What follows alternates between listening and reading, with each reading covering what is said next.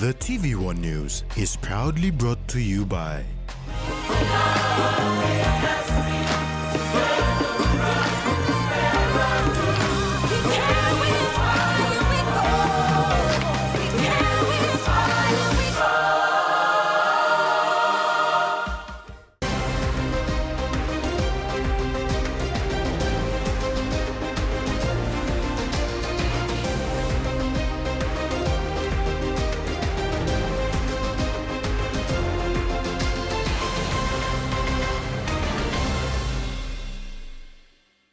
Good evening and thanks for joining us for the news.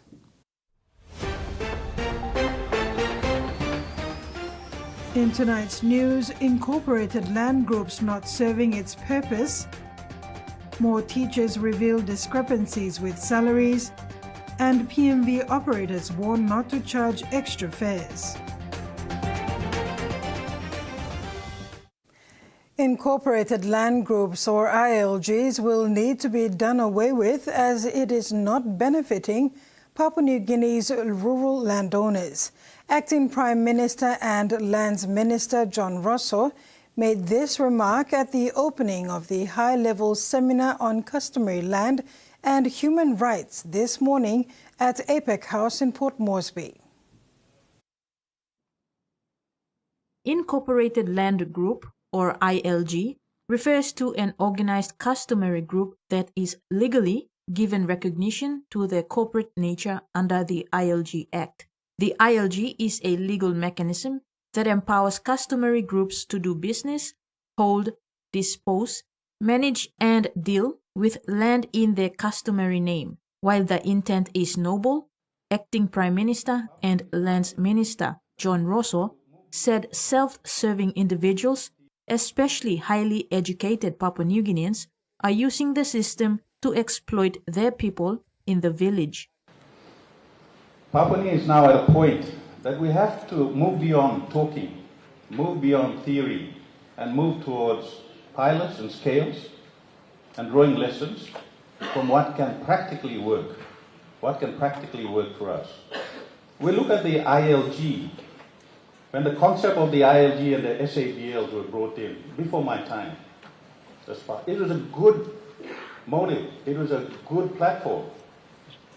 Unfortunately, it was misused, abused, and is a result of many problems that we face today here for customary land owners. In my view, the ILG should be abolished and thrown out or completely revitalized. But we need advice on that. And that is where the Parliamentary Committee and this joint partnership sits to work with it. Minister Rosso was speaking at the opening of the two-day high-level seminar on customary land and human rights this morning at APEC House.